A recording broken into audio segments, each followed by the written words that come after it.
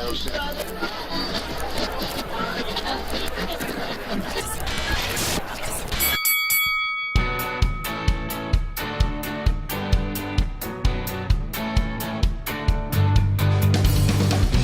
Thursday, March 5th, 2015. I'm Jimmy Principe. And I'm Trey Comstock. Put in your final orders because this is Tech's Last Call, episode 110. Your last call for tech news of the week. Tonight, Jimmy has lost all sense of time and space at Mobile World Congress. Truth. I put on a VR headset to escape Google drones. And we start tonight with almost too much news out of Mobile World Congress. Oh my God, the devices run deep. So at their next big thing event at Mobile World Congress, Samsung announced not one, but two new flagship phones because, we didn't have enough news to cover. The Samsung Galaxy S6 and the Galaxy S6 Edge. So let's start with the more mundane Galaxy S6. So the S6 takes the entire Galaxy line and finally classes it up. Swapping the plastic build quality for metal and glass. So gone is the flimsy plastic removable back cover, and with it the interchangeable battery and the micro SD card slot Which people from the are S5. Fetching about. Yeah, that was a feature that people always kind of liked, even if it wasn't a feature that everyone really used. So they removed that and they put Gorilla Glass on both sides of the phone and metal all around. Stop me if you've heard this design before. But this time in a 5.1-inch screen size. The main specs of the device are a Samsung Exynos 64-bit processor, which is a change from the Snapdragon processor they've used in the past, and is going to be different than one of the other phones we're going to cover later. It has a better than HD 2560 by 1440 5.1-inch AMOLED display, which is something like 570 PPI, because, for those that are counting.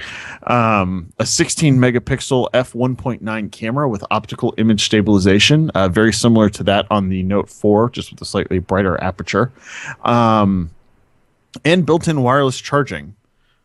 So otherwise, it has, a fingerprint sensor and a lighter version of Samsung's TouchWiz running Android 5.0 Lollipop. The S6 also has a nice curved sibling, the S6 Edge, and it's arguably the more interesting device. The only difference between the S6 and the S6 Edge are the two edges on the phone that kind of like curve down to make a nice little bezel along the sides, kind of like a edge of a blade. I've heard a lot of reporters were saying it's like a double-edged sword of a phone. The Edge has some neat software tricks to go with that kind of curved display. When you have it face down, it'll light up with different colors along the edge for 5 different contacts you've set up. And then you can send a canned response by placing your finger on the heart rate monitor on the back of the phone. And it'll just send that person a canned response. Like, I'll call you back in a minute, or I'll call you back later, or whatever. Can I customize this canned response? Yes, you can, I'm sure. Can it be anything I want? Yes, you can tell them where to go and how to get there. The other thing it'll do is it'll show you the time along the edge. They said that this is a really useful like nighttime kind of feature. So this like Nokia's Glance, only sexy. On the edge. Yes. I like to live on the edge. So these edge tools are very similar to kind of what we were shown on the Note Edge back in the fall. Yeah, which is basically a concept device for this. Yeah, so the biggest difference between the Note Edge and the S6 Edge is that the Note Edge had one side that had a very pronounced edge, whereas the S6 Edge is less pronounced and it's on both sides. Okay. And all the reporters that saw it said that it was by far the device that like grabbed your attention and was the one that you were really drawn to, and made it so the S6 almost disappeared, that you weren't even looking at it. Okay, it's a sexier phone than Samsung has produced in a while, and I think it is a strong hit back. But it's not to me, it's not the main story. What, the S6? The S6. It's the S6 Edge. Yeah, the S6 Edge is the story. Just rounding it out, they'll be released. Both devices will be released in 32, 64, and 128 gig configurations. No 16 gig configuration, probably because they took that Put the SD card slot out.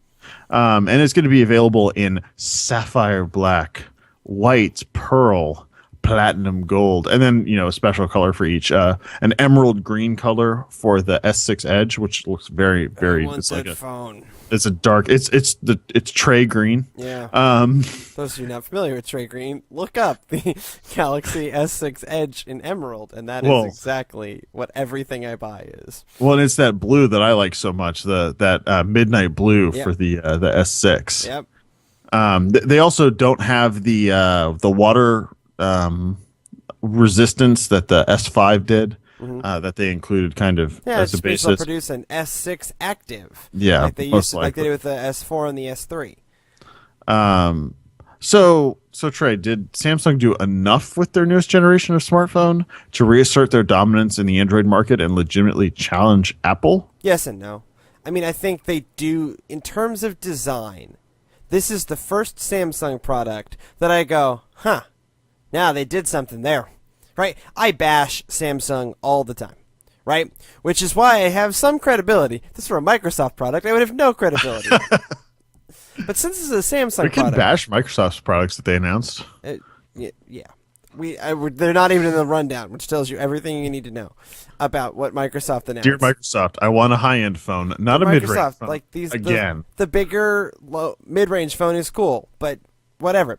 So my point is, I actually like this phone, the Edge specifically. I think it looks really nice. The S6 is a good phone, Sure, but the yeah. S6 Edge is a awesome phone. I mean, Molly Wood kind of and others have argued that this is real. That really should have just been. That was Jessica Delcourt. that Jessica argued- Delcourt's article was literally the S6 Edge should have just been the flagship phone. I and agree with that. Molly Wood seconded that over at New York Times and said, yeah, they should have just released the S6 Edge. It's the better phone. It's a phenomenal phone. I mean, it's really good looking. It has a meaningful advance on a feature. The Edge display makes a lot of sense to me. It is and it doesn't seem gimmicky, which I think is the thing that it's a little gimmicky, but so is Touch ID, and yet I really like Touch ID. But right? but how many times do I take my phone and I set it face down because I don't want the pop-up screen to bug me? Well, now if I can have a little bit of an edge exposed on it that'll show a color, I'll say, oh, okay, Trey just texted me, and I can send him a canned response. Oh, I can't wait for this. Yeah. Yeah, they'll be special. But so I can also send you responses from my Pebble. That's a new feature. my dad, loves Glance on his Lumia 1020, and when I'm about to travel internationally, which means I'll be kind of jumping fully back into the Nokia universe with Nokia, Asha. my Asha. Asha did Nokia, my bad. With my Asha as my talk and text phone, and then my Lumia 1020 as my link back to the States. And when I'm in that setting, I really like Glance as well. This is a slightly dumbed down version of Glance, but you could even see software that will just pop up the name of the person on the edge. I mean, right now there's very limited software, but this is very early limited in this- app integration as well. Right. So this is fairly early, and I think what we've never been attacking Samsung for making bad phones on the high end. Right. They're very survivable. I had an S3 because it was so survivable. That's why I bought an S3. Right. The build quality wasn't the issue. It's bad design. I think their software is still bloatware. And but they've toned it down for the first time ever. Thank God. Um, Why did I need Google Translate and S Translate? Look, man. Google Mail and S Mail. Like they lost their darn minds. This phone really is. So back to your original question. This phone hits back at Apple in a meaningful way. And it sort of, in a way, claims the design crown for now. Right? And really, for the next 18 months. Well, and specifically for Android, like, they're saying, no, this is what an Android phone, flagship phone can be. But what Samsung's up against is the same problem that HTC has. Is that really the money is not in the Android Halo phones. It's just not. Right? Because if it was, Samsung and HTC would not have a problem. It used to be, and why Samsung was flying so high, and this is what none of them really want to talk about. It wasn't on the back of the S line. It was back on all that low end of the market stuff that they used to own. And now the Chinese manufacturers own that low end in the market. Your ZTEs, Xiaomi your Huawei's, specifically. your Xiaomi's, right? It's particularly your Xiaomi's. And so that's what's eaten away Samsung's dominance, Samsung's market share, and Samsung's profits. That and the iPhone 6 Plus just killed it, right? We had Gartner, I think, numbers come out that Apple clawed back.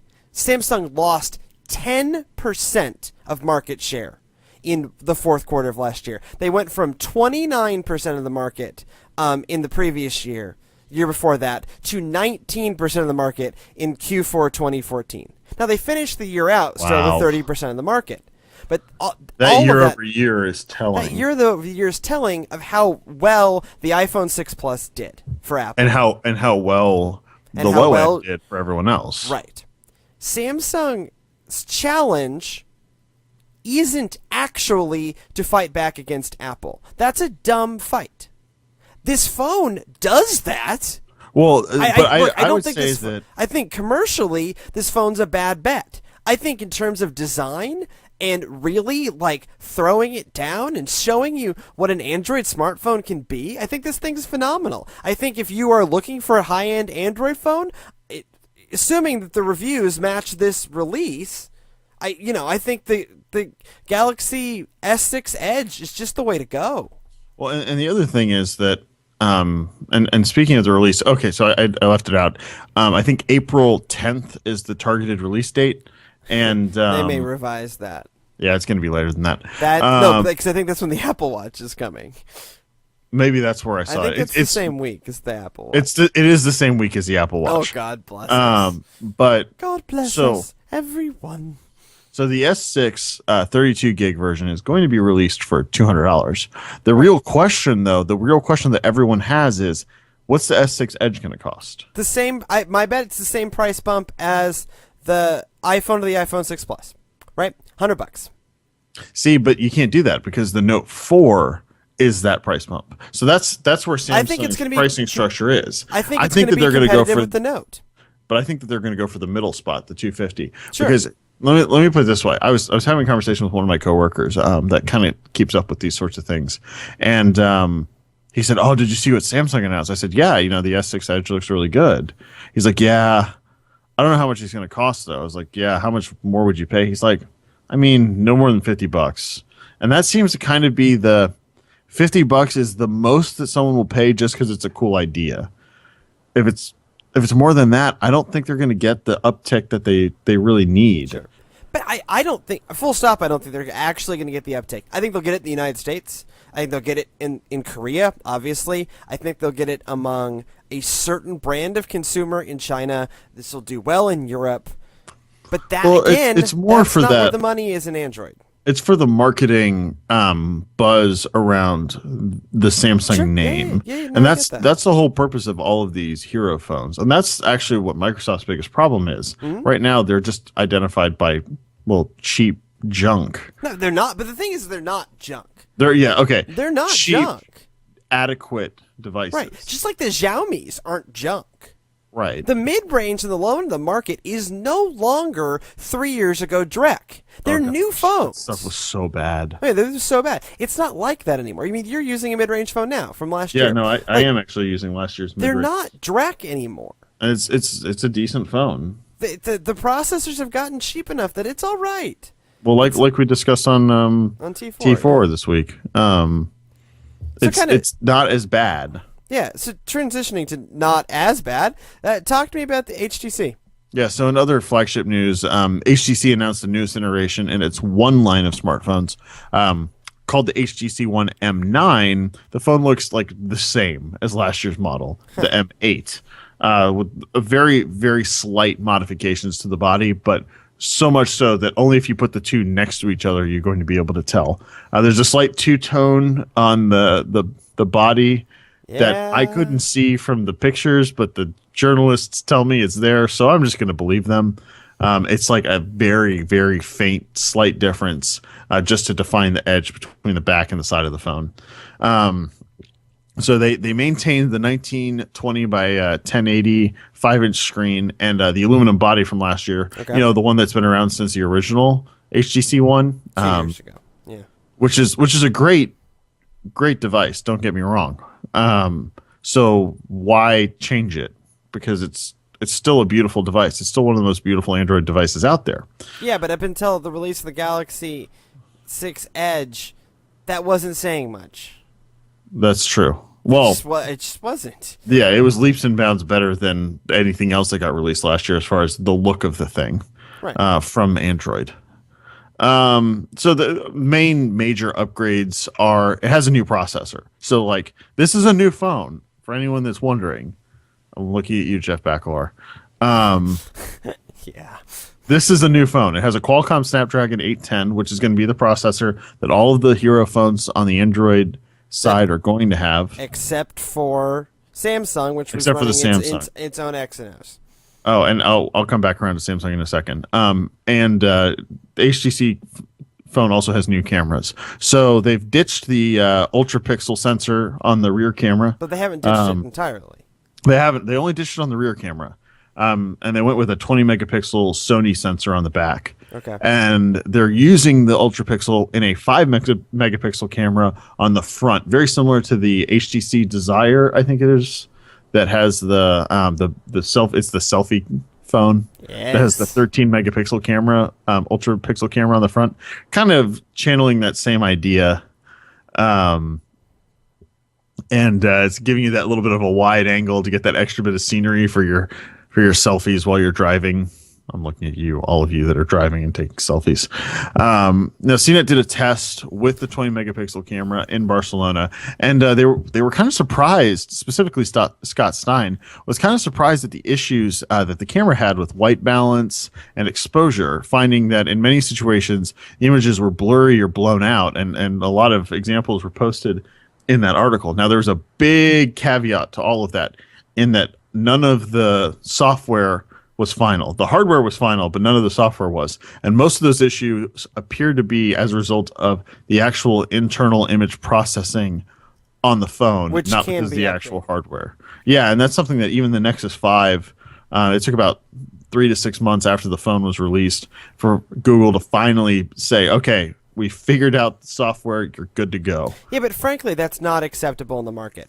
No, Right. it's not acceptable in So, the market now. Apple's got HTC, Apple's got a ad campaign going that's taken with the iPhone, and it's like these beautiful pictures. There's one at the bus stop near where I work, and not that I take the bus, but I drive by the bus stop in the Subaru.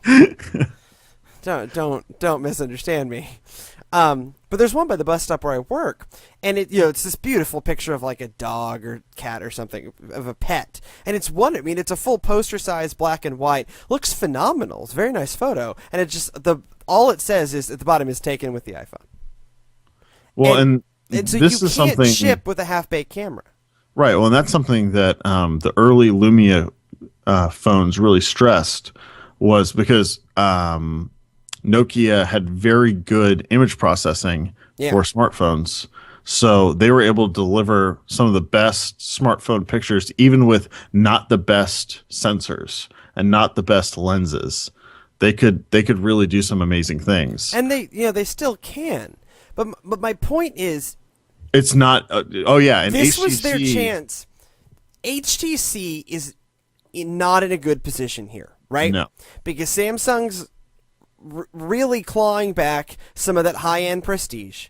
And Oh, and you better they're believe not that a struggling company. that 16 megapixel optical image stabilized phone is going to take great pictures. Right. This was HTC's chance to really make that case. And the fact that what the reporter is saying is, well, maybe it'll be better when we get the final thing, but when we get the final thing, people won't even be thinking about it anymore. It's the Palm Pre problem. It's either right the first time or it's not right at all. Well, Palm Pre took too long to come out too, but assuming But that but even when it came out, it was too slow. right, and assuming that assuming that HTC can address the problem with their camera, before they release their projected release date is the end of the month. So a week before Samsung. Yes, which last year they made it, but they had severe supply chain problems. Right, and again, so HTC to a certain extent can't seem to get this right. If They need a solid release date, and they need enough at launch. If those two things aren't met, and that software isn't improved until later down the life of the phone, this thing's going to struggle in the face of Samsung, who is basically taking HTC strategy and has the manufacturing chutzpah to pull it off. Yeah, I think that HTC, if they cannot fix their camera software between now and release, that phone is dead on arrival. Or produce enough of them for a solid launch, that phone's dead on arrival. Because then Samsung's going to come out the next week with at least more supply than HTC. Yeah. And they're going to kill it. And then they're all going to get overshadowed by the Apple Watch anyways. Right. Well, luckily, they're not competing in the same direct market. It's not like they're overlapping with the iPhone. No, they're just competing for mind dollars. share. No, mind share. And dollars. Like, how much do you care about the launch? You know? So speaking of but that's Samsung. I'm gonna say that. So two things on Samsung really quick. Samsung always puts all of their effort into their announcement, and then the phone launches with very little hoopla. That's happened ever since all of the S phones. That none of them have launched with any hoopla. All of it is on the actual announcement of the device. I think they need hoopla. Well, because it's usually a month and a half to 2 months before that device is released, and until the S4, even I think, maybe the S3, but I think the S4 did not launch simultaneously in the United. The S3 did not launch simultaneously in the United States with the international release. It took a little bit longer because of all the carriers. Finally, by the S4, they'd worked their crap out, which is why the S4 was so much more successful than the S3 early on. The other thing is, and I forgot to mention this when we were talking about the S6, but the battery capacity on the S6 was reduced from the S5, right? Which is not something that we see a lot. In the HTC, it was bumped just a tiny little bit, and they say it'll run for a full day. But they're really concerned that on the S6, because they've reduced the battery capacity, that you're not going to be able to get a full day of battery life. But we have no idea because we don't know how that Exynos processor is going to run. So my theory is they have a tight enough integration. Control of everything. They have enough control over everything that they know. That's my bet. But they didn't say any battery life. Yeah. That's the problem. Yeah. So I think that the Achilles heel of the S6 and the S6, well, the S6 Edge is a little bit thicker than the S6. So I'm hoping that they may have squeezed a little bit more battery into that phone. But that could be the thing that could really hurt Samsung. Sure. So speaking of something else that could hurt Samsung, let's transition over to smartwatches. Tell me about Huawei. Huawei. So Trey, I've got a question for you. So how do you turn a network and infrastructure enterprise giant into a svelte manufacturer consumer electronics? If you have that answer, call Ballmer because he's been looking for it for years. You released, so apparently what you tried to do is you released the best looking Android Wear smartwatch. I mean, yes. sorry, go repeat. Xbox. You released the answer the to Windows, your question. Jimmy, the Windows Phone question, 7 phone. No, the answer is how do you go from network infrastructure to svelte is you release the Xbox and the Xbox 360 with the Inhale case. Anyways, you had the actual answer. The actual answer seems to be you released the best looking Android Wear smartwatch to date. Arguably the best looking smartwatch, full stop, to date. Yeah. So the Chinese manufacturer Huawei announced the Huawei watch. This is not going to get old at all. Yeah. The first Android Wear watch to use a sapphire crystal display. You have to specify Android Wear because, Apple. So it was designed by Fossil and Armani watch designer Ben Norton. Who did my watch. Something that I learned in the Verge article I read. The Huawei watch uses stainless steel and sapphire to create a watch that's familiar in design language and very much emulates a classic design of a watch. Like literally a watch. Literally, it just looks like a watch. Like it doesn't look like anything like super tooly or no. It looks like a watch. It has a 1.4 inch round screen with a 400 by 400 pixel screen. It's also running a 512 megabyte processor, which is pretty typical for these things, and 4 gigs of RAM. The underside of the watch sports a heart rate monitor, which they think might be like persistent heart rate tracking. But the unfortunate thing is that battery life, pricing, and availability were not announced, and we have no idea about, like, they didn't even hint at any of this stuff. So the question is, do you agree that Huawei's move towards relevance and even eminence in the higher end electronic blah blah? We'll try that again. Huawei's move towards relevance and even eminence in the high end of the consumer electronics arena is like really pivotal on this watch, because the rest of the tech media seems to think that that's what this is. This is Huawei's statement. I think so. How pivotal that is, I don't know. Remains to be seen. Do I think it's going to work? Again, it's really hard to know because. So. Huawei makes So here's the interesting thing. Huawei makes pretty good phones. Decent phones, yeah. They're not really competing at the high end right now, but I read through the article on The Verge where they were describing kind of Huawei and talking about their design strategy on this watch specifically.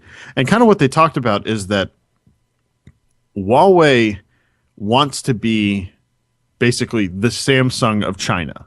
Right. They want to be controlling the high end in a way that, Lenovo seems to not be able to.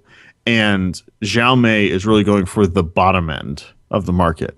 While Huawei is very much like, that's great. We'll have stuff for that, but that's not our target. Our target is the top end. Our target is high cost, high margin, very sleek and classic things.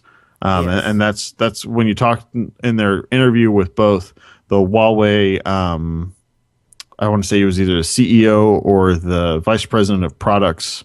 I can pull that up real quick. And with Ben Norton, they were saying that this is really, they think that this is a watch that will be very approachable for people, and people will not have a problem spending like real money for, because it's familiar and comfortable and something that people understand. Sure.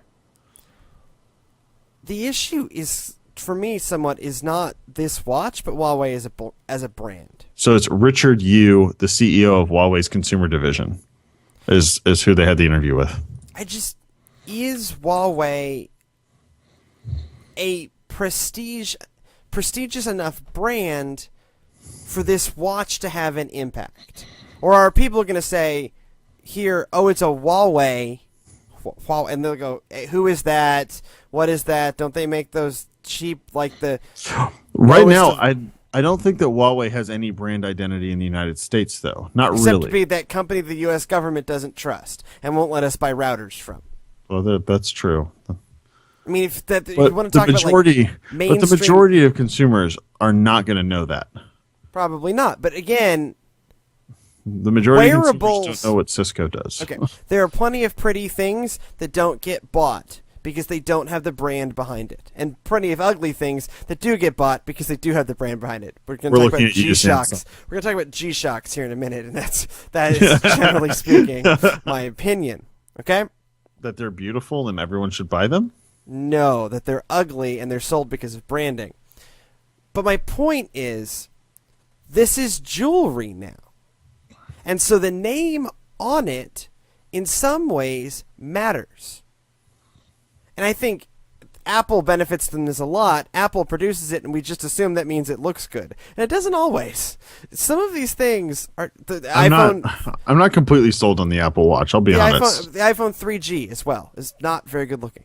No. Never was. Well, it looks a lot like this, just without the interesting design language of like the little dot. It was less good looking than the Silverback. The Silverback The Silverback is a good looking. Is a good looking phone, and I think I've always said the iPhone 4 is a good looking phone. The iPhone 3G, which was a utilitarian phone for the masses, right? But it's Apple gets this prestige thing. Well, it must be avant-garde. I don't understand it, but I will say it looks good. The Apple Watch hasn't sold me either. This watch has. It looks great. But branding in this world of wearables is going to make a difference. It's just how much. And unless you can do something interesting. They've certainly... they've done... Well, we'll see how they market it. Up to now...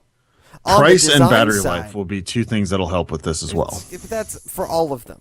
In terms of what sets them apart, that design sets them apart. They need to do the next three things right, which is battery life, which is, availability, which is marketing. That is all to come.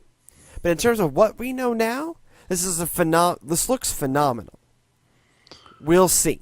Well, the other thing is just remember with all devices, especially from manufacturers that you're not very familiar with, it's about what happens when you go in and you first interact with that device. Yep. What is your initial impression of the device? And that's where Apple wins. And if you pick up, and I will tell you because I've seen them, when you pick up a Moto 360, it feels like cheap crap. Mm-hmm. Like it feels like it is not a fully thought out design, that they slapped this thing together and put a polished stainless steel circle around it and called it a watch. Yeah. And that's something that, and like I was really excited about the Moto 360, but it just looks like junk. When you see it, like junk. It feels like junk. And it looks really good in pictures and does not look that good. The pictures look really good. In person, it does not look very good. And like it like most of Las Vegas. True. And most very of the people in most of Las Vegas. But it feels cheap, and that's the problem. When you pick up an iPad, because of the curved aluminum on it, because of the glass, because of their obsessions, it feels like a quality piece of, and the fact that you pick it up and it has that lightness and the solidness at the same time, it feels premium. And this is something that we always, going back to Samsung in the first story, we always hated on Samsung because you picked up an S5. An S2 was always my example. You picked up an S2 and it was plasticky crap. You picked up an S3, it was still plasticky crap, but it didn't feel as plasticky crap as the S2. So they've been like slowly working on it not being as crap. But it always was kind of just plasticky, especially when you compared it side by side with an iPhone. Or even when you compare it to a Nokia. You pick up a Nokia and you feel like you are holding something that polycarbonate that will outlive you. Yeah, that's true. That's especially your Lumia 1020. My interactions with that have been, this thing is a tank and it will outlive me. Yeah. So that's I think that it's going to be, where can they get the thing displayed so that people can get hands-on with it? Because I believe that if people get hands-on with a device and it is quality and they think that what they are paying for it is worth what that device is, even if it's a brand that they're not familiar with, I think that they'll buy it. If it has the right feel, you may well be right. So switching to a brand doing something similar, but it has a little more cachet, talk to me about LG and Urbane. Yeah, so continuing with this kind of Android Wear and kind of not, LG also showed off its newest Android Wear watch, which I think it had announced. Last week. Yeah, they had announced it last week, called the LG Urbane. The Urbane has a similar kind of design strategy to that of the Huawei watch, attempting to achieve kind of that dressy watch with smart internals. The Urbane seems to be built on the same basic internals and screen as the fairly well-received LG G Watch R that was released last year. That looks very much like a G-Shock. It's just a G-Shock. Look, I get that I am joking. I don't like the way G-Shocks look. I get that people do. And so in some ways, I don't actually have a problem with them marketing to design tastes that are not mine, as long as they are marketing to design tastes, which they are doing. Right. And I mean, I can mock, but in they're the very, end, I don't think it's a bad idea. and they have, as you and I both saw at CES, LG has excellent OLED Oh, displays God. that they are leveraging in their watches. So that's what Yeah. they're using in this watch. Oh, yeah. The Urbane has a polished silver or gold toned steel body, and ships with a stitched leather band. But it'll accept any 22 Stitched millimeter leather band. That was literally their description. But it'll accept any 22 millimeter watch band. Which is a trend I appreciate. Yeah, I'm really happy that everyone's kind of going that way. Except for Apple. So what they have is they have a 1.3 inch 320 by 320 P OLED display, all of which is also in the G Watch R. However, the Android Wear version is not the only version out there. They also announced a LG Urbane LTE. This is which is going to be just a mess. Okay, so explain it, and then I have some comments. So, the LG Urbane LTE runs on WebOS. Well, it's powered by WebOS. It's actually called the LG Wearable Platform Operating System. There's a sexy name. There's a sexy name. So it has its own dedicated data connection, as the name would suggest. It's apparently the first watch to ever have an LTE connection instead of a 3G connection. LG made a watch phone years ago that was at CES. But it was 3G, not LTE. Yeah, that was back when. And LG definitely bragged about how they were the best at LTE technology, and therefore that's why they could do this watch. I think it's because they're psychotic. Crazy. Okay. So the Urbane LTE has the capability of making calls, sending messages, and making mobile payments through NFC. Yes, it's literally a Dick Tracy watch, without needing any kind of a paired phone at all.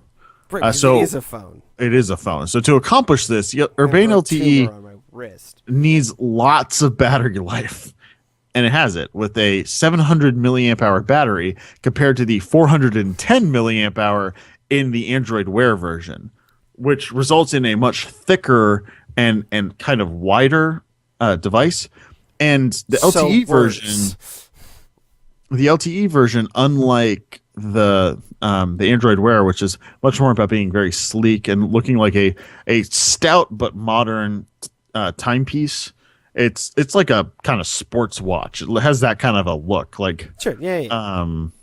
Your kind of Omega chronograph kind of look. Okay, it's not a sports watch, but yes. But that's a diving watch. It has a different band, but so Scott Stein used the sports watch analogy. I think that the diving watch analogy, because it has that thickness. Because the sports watch is like an Iron Man, It doesn't look like that because it's still the kind of polished steel look. So I would go with diving watch. So it looks more like it's less refined than the Android Wear version. The Android Wear version looks like you could wear it with a suit and have the appropriate watch face, and it would look amazing. Now, Jimmy, we'll do the thing like the Breitling watch I want, where for $15,000 I connect to. This is on Top Gear this week. You connect the antenna, and then a rescue team is dispatched to wherever you are in the world, and we'll be there within a certain amount of hours, monitored constantly by satellites. No, I think that's actually included as part of the Amex Platinum concierge service. No, that's the rescue service is probably only on the black card. Oh, okay. So, I mean, Trey, opinions, go. Okay. So I have heard it said in the tech press, some of our more enthusiastic colleagues, that this movement towards a LTE chip in your watch will mean that people won't need smartphones. I heard this. Okay, Someone said this.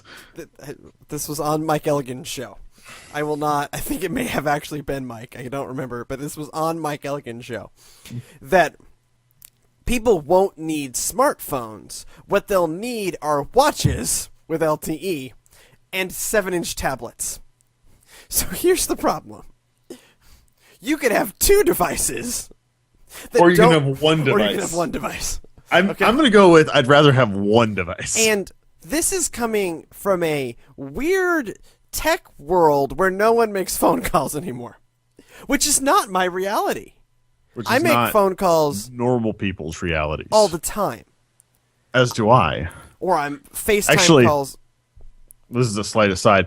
Now that I have a Link phone, I swear to you, I make more phone calls now than I did before because I click a button and my phone starts ringing. Right. So I just no. Okay. You want to know a future I don't want? That future. It's this talk for the audio listeners. It's the talking to your wrist future, because that's like the people who walk down the street talking on speakerphone. I hate those people. Right. Now, as we've discussed often, I live my life with headphones on. If I'm not directly interacting with another human being when I'm at work or on campus, I have a pair of earbuds, they're in the other room, in my ears. And so I'm mostly using my smartphone, talking on the phone, listening to podcasts and audiobooks via headphones. And so I believe in a world where people are wearing headphones, and maybe you can connect those headphones to your watch. But the simple fact is, people are not going to want to talk in their watch in the same way that they didn't want to sit in their house wearing 3D glasses. And I actually think this is the same hurdle that VR has, too. Yeah. But maybe that value proposition is good enough. That experience is good enough. You're adding enough, I think, in VR that it might be good enough. But we'll get to that. So I get smartwatches as notification centers, as extensions of your phone.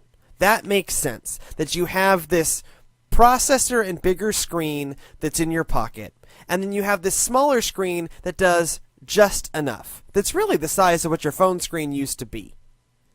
Right?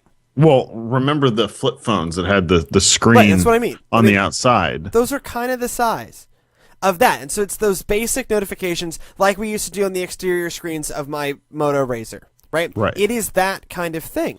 And I think on that level, that's great. And there's going to be more stuff it can do, like directions with the Taptic engine on the Apple Watch and all these kinds of things. I'm starting to get more sold on smartwatches as I start to really think about buying one, because I'm going to buy one in the next 6 months. What that is, I don't know yet. It kind of depends on Monday's announcement by Apple. But putting an LTE radio in this thing is insane. I'm done. That is not a future you want to live in, because you want that ability to have that rich media experience with your LTE or 5G connection. And you're not going to want a rich media experience here, and you can't pack enough battery into that thing to have it be the tethered connection for your iPad for any reasonable amount of time. Right. I think whoever said that, I think it was Mike Elgin, just fundamentally disagree. Well, and so my problem with this is, I will say that I think that the LG Urbane, the Android Wear version, is a very good looking device. Yeah. I mean, we're kind of burying the story here that the Urbane is a worthy competitor to the Huawei. Yeah, well, it's not only a worthy competitor to the Huawei, it's a very good, like, to have it out there in people's minds going into Monday. Yeah. Yes. So yeah, I absolutely agree with you there. Because what the Android Wear manufacturers have done with Mobile World Congress is they've shown us two of them have. Well, because like there were some other flirtings kind of at the end of last year, beginning of this year. The Asus ZenWatch, I personally didn't like it, but it had kind of a similar design language as the Moto 360, which is better put together. It also wasn't round; it was square. But shoot. I think that with the G Watch R last year from LG and the LG Urbane, two very different markets that they're targeting with those two devices, I think that they're really showing that they can make a device that looks good and that people might want. Yeah. You still have the problems of Android Wear, which is a Google problem. Google needs to fix Android Wear and give it more functionality, which is something you can expect at Google I/O. Mm-hmm. But and I mean, I think you're going to see a big push at Google I/O on Android Wear. But calling this thing the LG Urbane LTE is just going to confuse people. because they're going to say, "Oh, I already wore one." Because people already think about things as, "Oh, I have an iPad or I have an iPad with LTE." They think of them as the same thing. Right. These are not the same thing. They're very different. One has a leather watch band. One has a rubber watch band. The LTE one has a rubber watch band. I mean, the thing just sounds like a bust all round. Like it's Dick much Tracy. more. It's much more similar to the Samsung watches. It looks so much better than the Samsung Well, watches. yeah, which But- isn't hard. Like it has the same design language as the Urbane, but it's much larger, it's much bulkier, and it's got a rubber band instead of a leather band. I mean, LG should work on being LG and not work on being everybody else.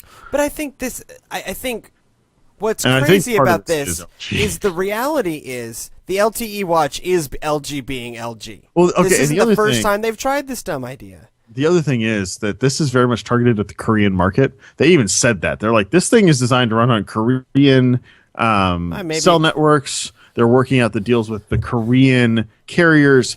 The LG is targeting this at their home market. They're not targeting this at the United States. And I can't claim to be an expert on the Korean market. I just know this is not the This is not the future the West is moving towards. And I think that their advantage is that the Urbane Android Wear version is going to be in the United States long before any LTE version shows up. Right. And I think that is absolutely the direction the West is moving towards. And I'm fully behind, assuming all the other details of this product that we don't know yet actually line up with its design, absolutely behind it. Speaking of designs I'm behind, tell me about Pebble. Yeah, so this is an update from our story last week about the Pebble Time. But Pebble announced that they would be releasing a Pebble Time Steel in July, which is 2 months after the release date of the Pebble Time. The Pebble Time Steel is very similar to how the Pebble Time. So Pebble Time Steel is to Pebble Time what Pebble Steel is to the original Pebble, in that it very much refines that, adds more steel, makes it look like a more high-tech I'm good. blue steel. Blue Steel is what that was. It took me a second there. Are you telling me that Pebble Time Steel is the blue steel of the Pebble line? It's more like Magnum. These are Zoolander jokes for any of y'all keeping score at home. So the Pebble Time Steel will also have more battery life than the Pebble Time, 10 days instead of 7, which is kind of interesting, honestly.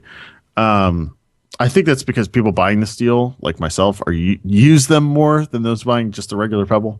I use it a lot. It'll retail for $300. Is available for $250 from the Kickstarter. But the real question about Pebble, after we talked about it last week, is now that we've seen everything from Mobile World Congress, how do we feel about the Pebble Time and its chances? Well, it has two things going for it. One, It's battery cheap. life.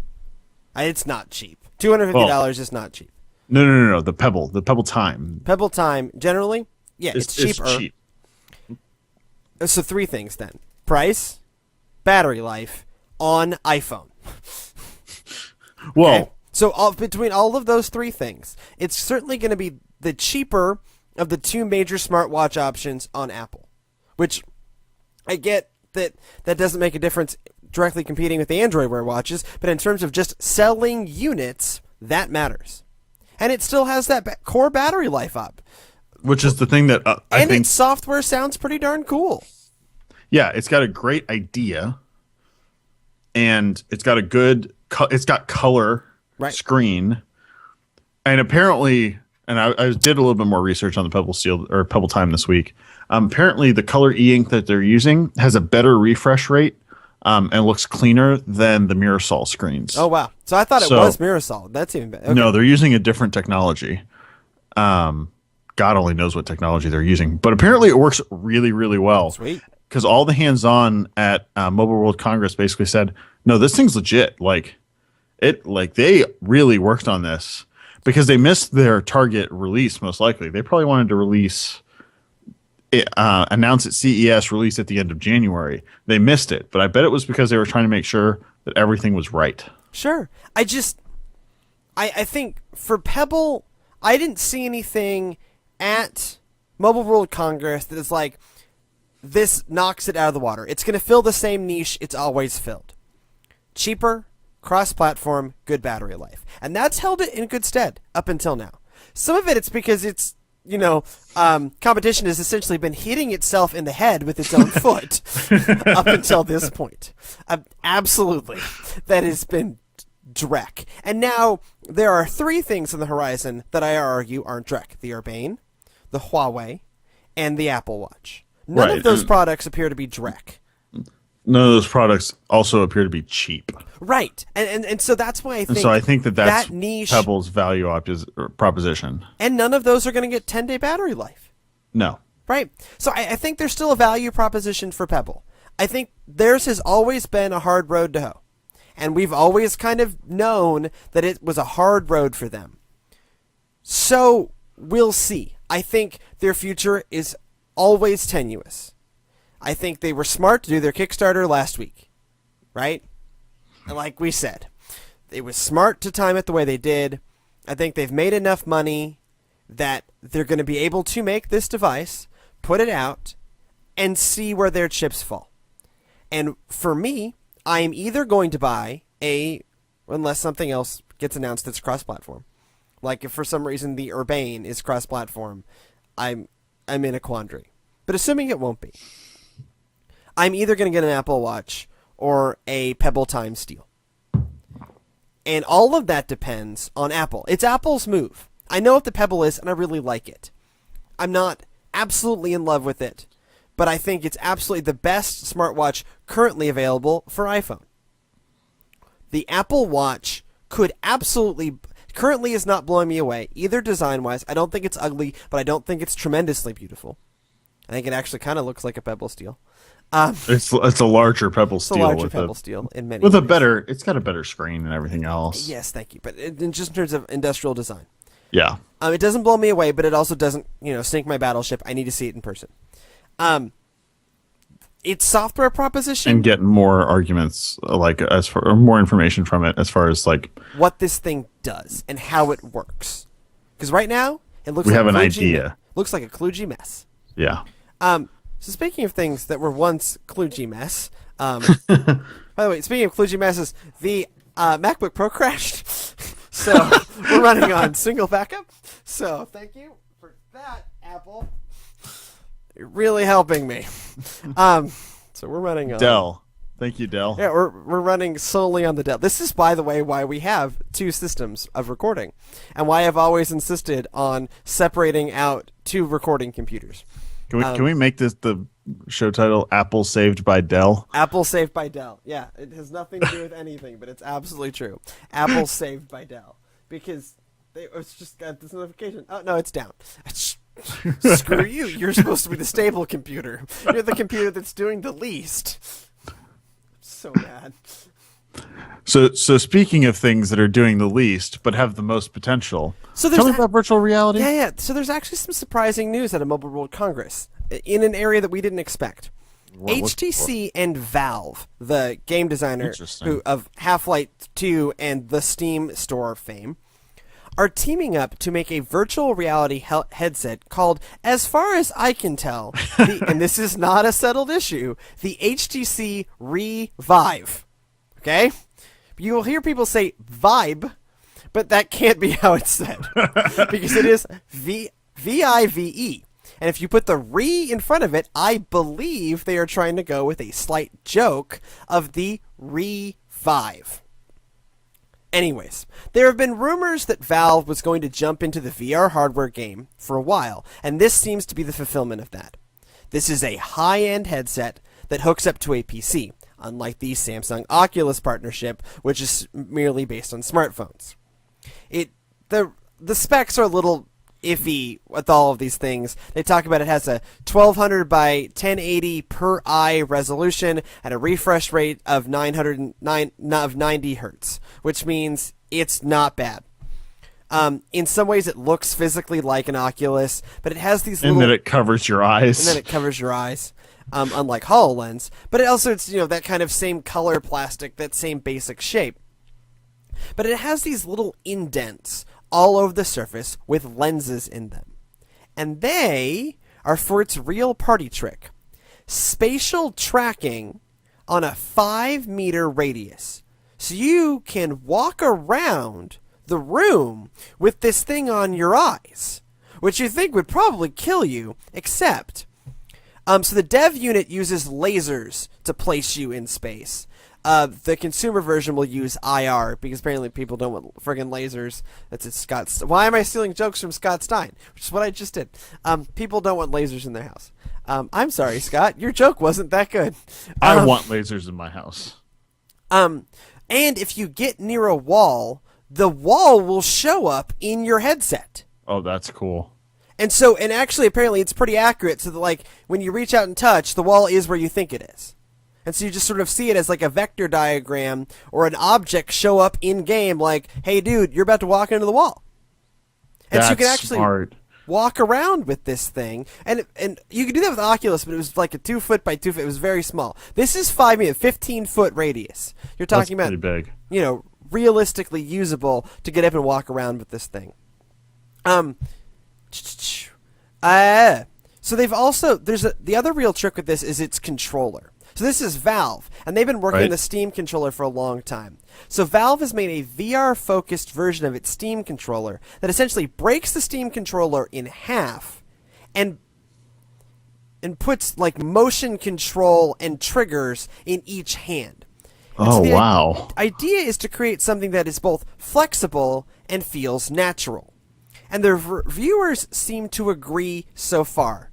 So there was like this thing where you could like paint the room, and apparently this caused Scott Stein to experience exuberant joy because of how natural it felt. And he just felt like he was just celebrating and dancing and painting, and it was adorable. That's fabulous. It was absolutely adorable. But my point is that it worked.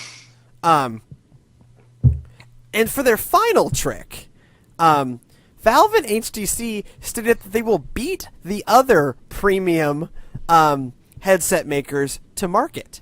It will ship to developers this spring and have a shipping version of the finished product for this holiday season. Wow. Yeah. No pricing or exact dates released. Or Of game course. support. But they had a number of studios and entertainment partners announced. I won't run those down. Right, well, especially because you have Valve involved. It's friggin' Valve. It's an actual game designer. So, Jimmy, have HTC and Valve pulled the rabbit out of the hat? See what I did there? I had a whole magic thing. Yeah, they did. But the question is, which one of them is the beautiful assistant? Yeah, I think it's HTC. Yeah. But with the curves on the HTC One M9. And Valve is, Gabe Newell, very smart man. Gabe Newell, arguably maybe not a very good looking man. So if it is Gabe Newell being assisted by an HTC M9, I think I know who the lovely assistant is. Remember, Robert Downey Jr. had that thing with HTC for a while. Yep. So it's Gabe Newell and Robert Downey Jr. Yep. Yep. Yes. Anyway, do you think they've done it? I mean, this thing sounds amazing. And based on all of the reviewers that have kind of interacted with it have tried all the other VR headsets that have kind of been available to try. By that I mean not HoloLens.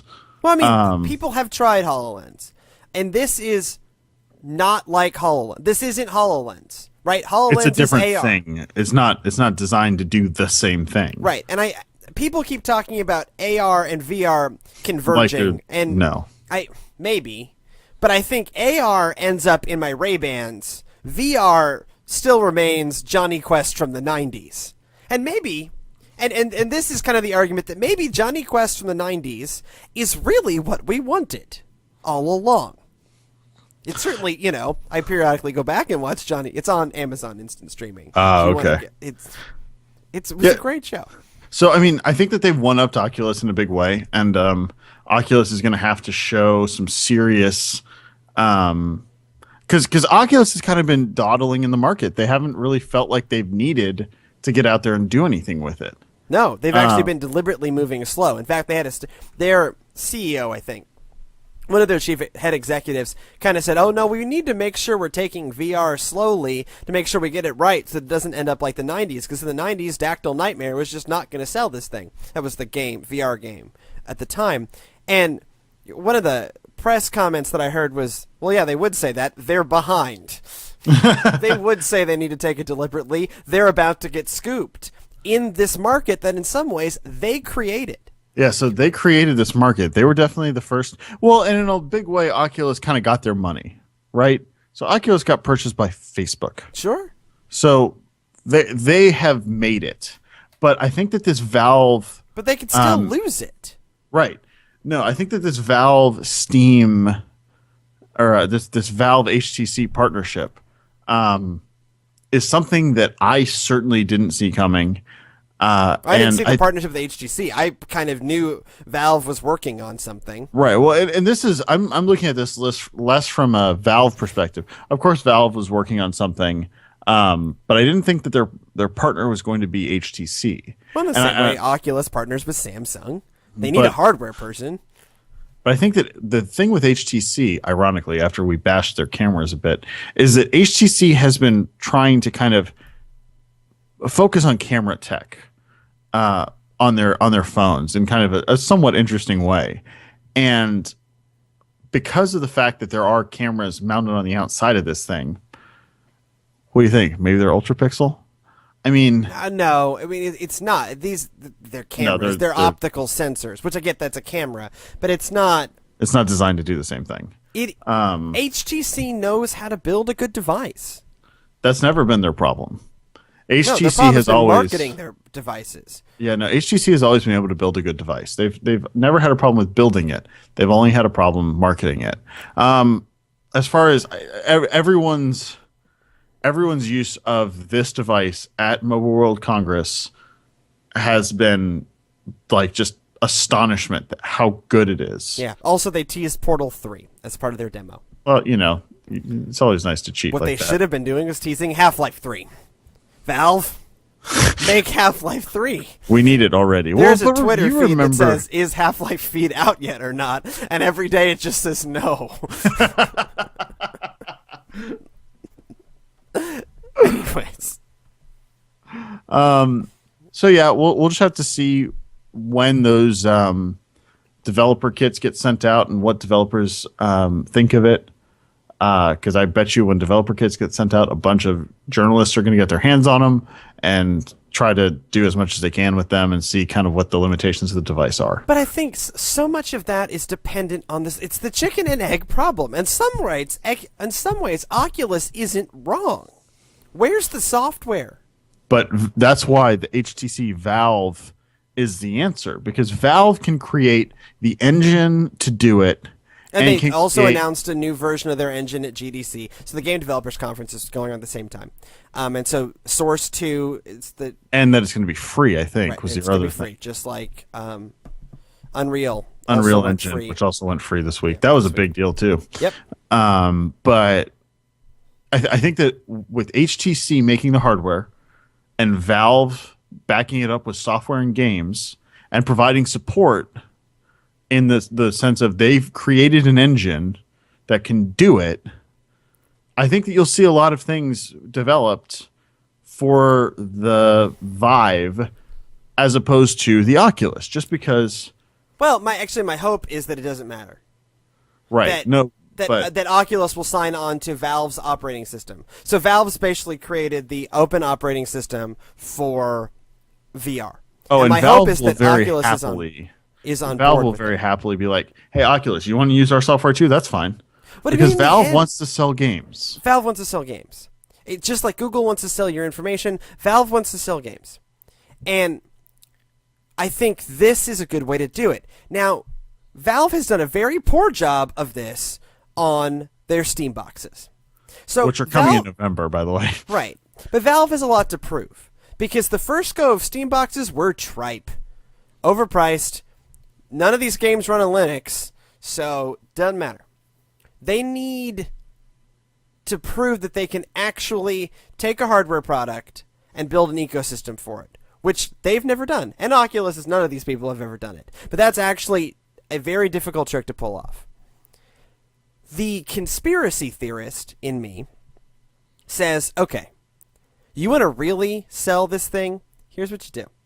At E3, you hold a press conference. And you say, what I've been wanting them to say, Half-Life 3 is coming. Only for the Vibe. Think about that. Oh yeah, they did this, and that's a trick Valve has played before. Half-Life 2, only available on Steam. And Steam tanked and nearly died, and it was really bad. But part of how everyone loves Steam now. We hated it then because it was because Steam is now stable. Right. But my point is they got that thing into the market by taking their must-have product and making it only on that thing. You want to talk about a meaningful console exclusive, or meaningful platform exclusive. You say Half-Life 3, only available, or maybe even say Half-Life 3, only available on VR. And here is a special deal. Bundle it for $300. You get Half-Life 3, all of its ever DLC, and a HTC Revive for $300. Done. Then you're selling your hardware, and you're selling your software. And you've created a huge platform for VR in general, because now there is an absolutely must-have, Game of the Year contender kind of game that you have to play on VR. I think that's the kind of thing that's really going to launch this into the market and launch us into the Oasis. So speaking of launching us into the Oasis, so that there's this other premium VR headset that's not Oculus and the Revive. It's the lead on the next VR headset is Sony's Project Morpheus will launch in early 2016. So they'll be behind HTC and Valve. But it's still coming. They also showed off an improved model with 120 hertz refresh rate instead of 90 hertz. But it's still only a 1080p screen, which both the Oculus Galaxy VR and the Valve HTC one have moved on from. It's more greater than 1080. It's integrated with PlayStation Move in a similar way to the Valve controller. The biggest differences between Valve's HTC and Sony's is that Sony's is aimed specifically at PlayStation gaming, and it currently does not offer a walk-around in-space option. So my real question becomes, this one has no hope of being, seems to have no hope of being cross-platform, right? So how many VR headsets am I really going to buy? One. Right? You're going to buy it, but this is an easy answer, though, because where are you doing your Japanese? There's actually an easy litmus test here. Are you Japanese? Because, and I don't actually say this to be racially insensitive. I say this to mean the odds are, if you are a Japanese hardcore gamer, you own a PlayStation. If you're an American hardcore gamer, you own many platforms because you have a larger home, and because Americans are dumb and take up a lot of space. And so you have room, like I do, for a Wii U, an Xbox One, soon a PS4, and a workstation desktop. So if you're Japanese, you're going to get a Project Morpheus.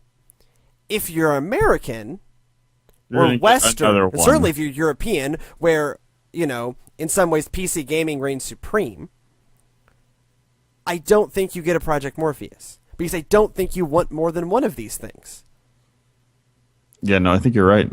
And I think, to a certain extent, what I want is like smartphones or monitors or hard drives. I want these things to be commodities, where there's a set operating system and a set system under which they all work. And so just like I can hook my television to any gaming console, I want to be able to hook my VR headset to any computer and any console. Well, here's the thing. If I have which HoloLens offers the hope for. Right. If I have an HTC whatever Revive, I don't care if Sony sells me an adapter. Sure. Like, I don't care. Yeah, because Sony's been really good about that in the past. Yeah, no. More likely the other way. Sony will give you an adapter to connect it to your other thing. Right. It'll be really kludgy and not really work and involve drivers from the community, like getting your PS4 controller to run on your PC. Right. So I look at fantastic. I look at Project Morpheus and I go, yeah, that's cool, but that's not how I want this to go. I want this to be like monitors and televisions, where it's just wherever. It has the Shakira mentality, right? Wherever. Whenever. Right? Like, that's what I want with my VR headsets. Right. So not to be left out of the VR news blitz coming out of Mobile World Congress and GDC, Oculus and Samsung had their own slate of announcements. John Carmack, formerly of id Software fame, at GDC gave us a couple of interesting nuggets. There will be a new edition of the Galaxy VR. This year, most likely timed to release alongside the Galaxy Note 5 this fall. Unlike last year's model, this one will receive the full backing of Samsung's PR machine. They want this thing to go viral. He also noted that the previous edition could have done so from a hardware perspective, but lacked sufficient app support, like we've all been saying. To Carmack, having a mobile version is a great way to bring people into the VR experience without needing a high-end PC, which most people aren't going to have. And I think he's right about that. This doesn't mean that Oculus has given up on their high-end PC-based unit. It sounds like this one will be coming out in 2016 in a similar timing to the Project Morpheus. Begun these VR wars have.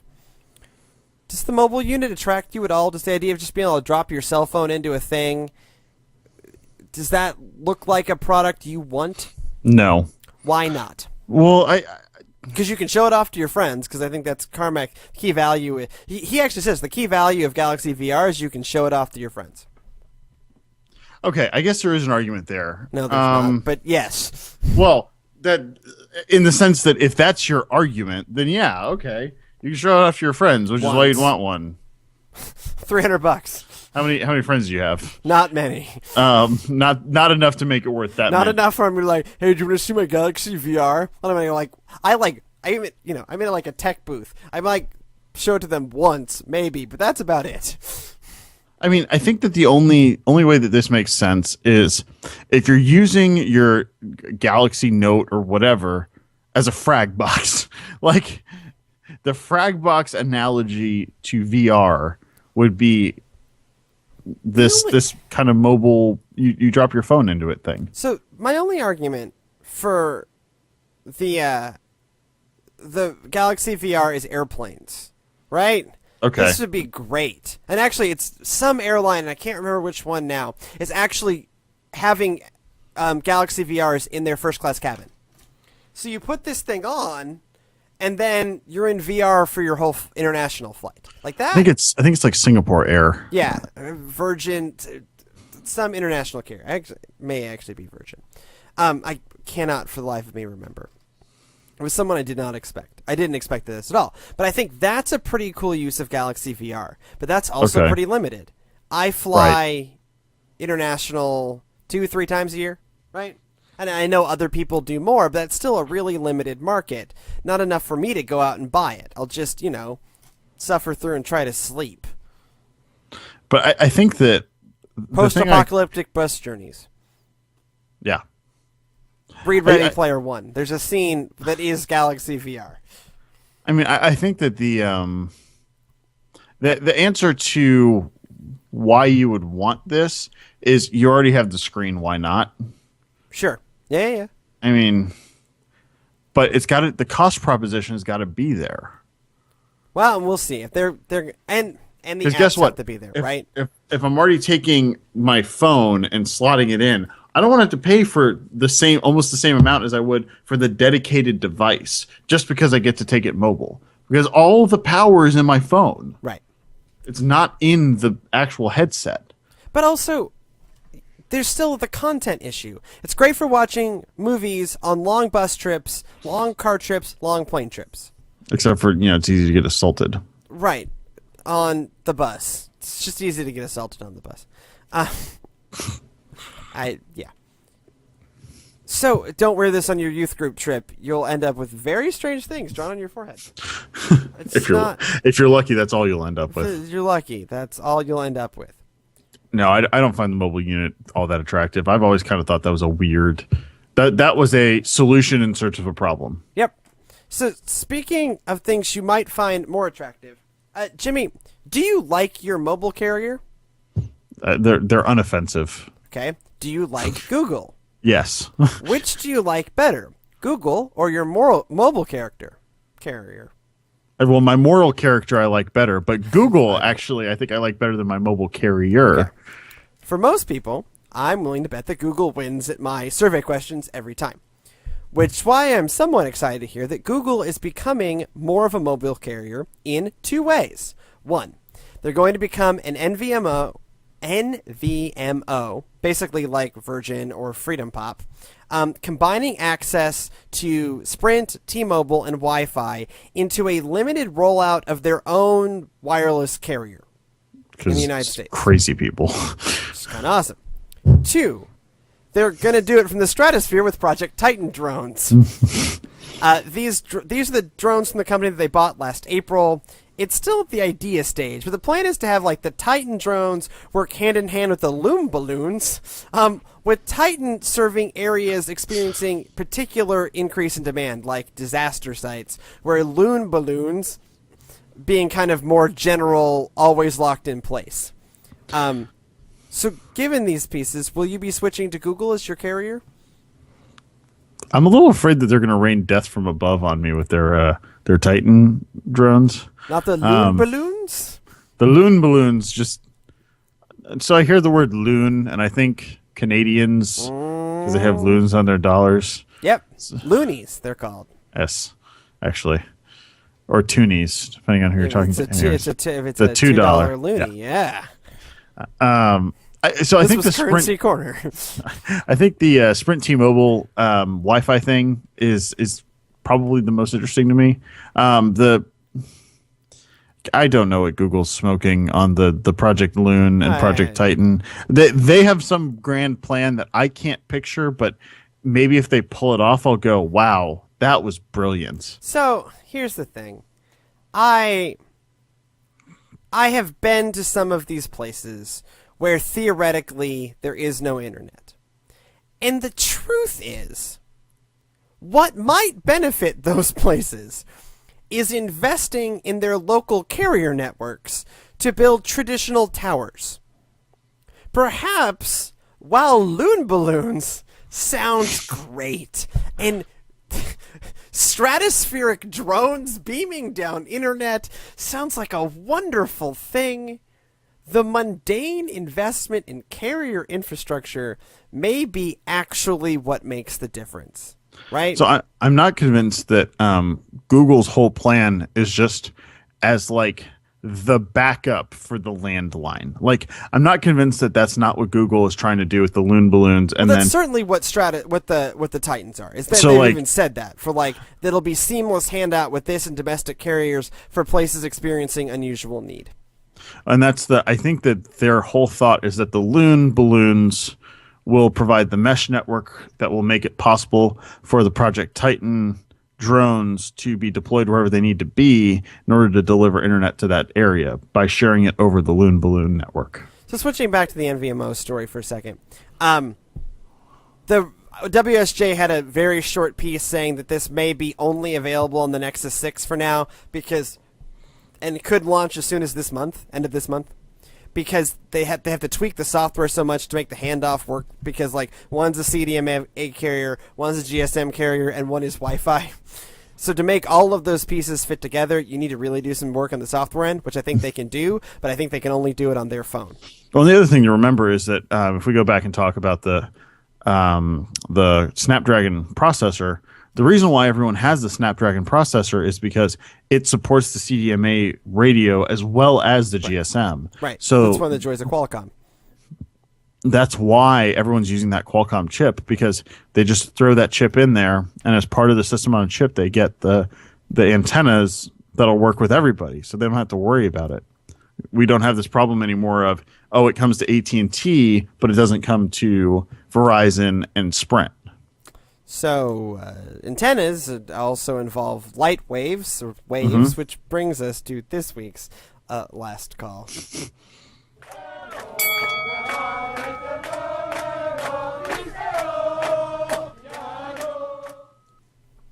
So Trey, I've got a question for you.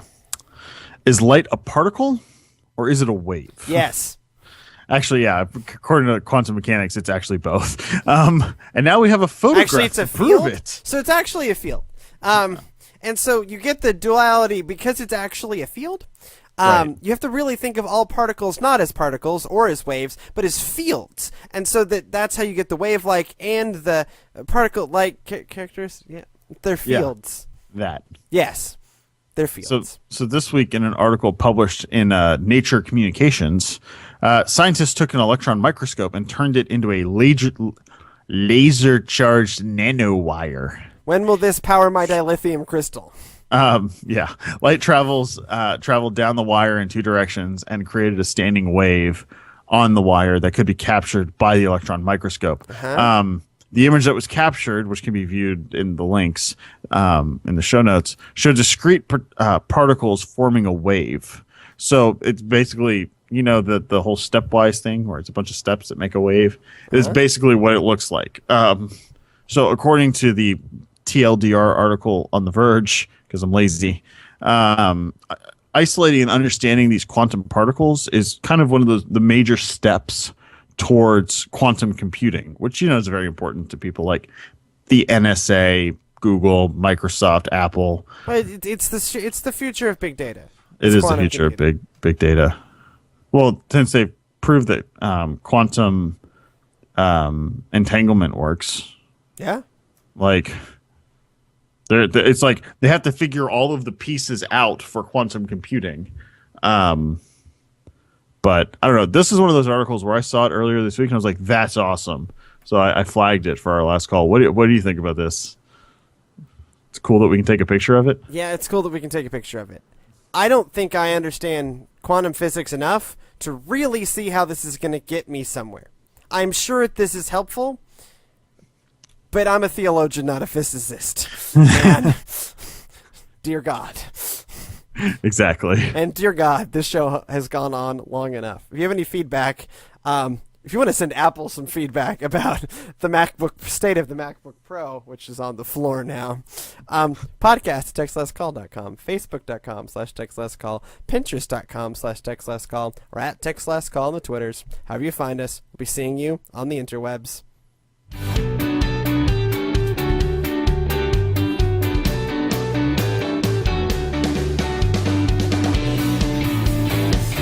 That's why you're getting a new one. I'm upgrading over the break. I'm upgrading to Adobe Audition. We're doing it. It's done. Well, you have the master collection, right? Because it's Audacity that's it. Yeah. Well, Audacity does not have good compression. It doesn't handle the recording of the file. I mean, I do a lot of work with it, but it can. Oh, it's a great program.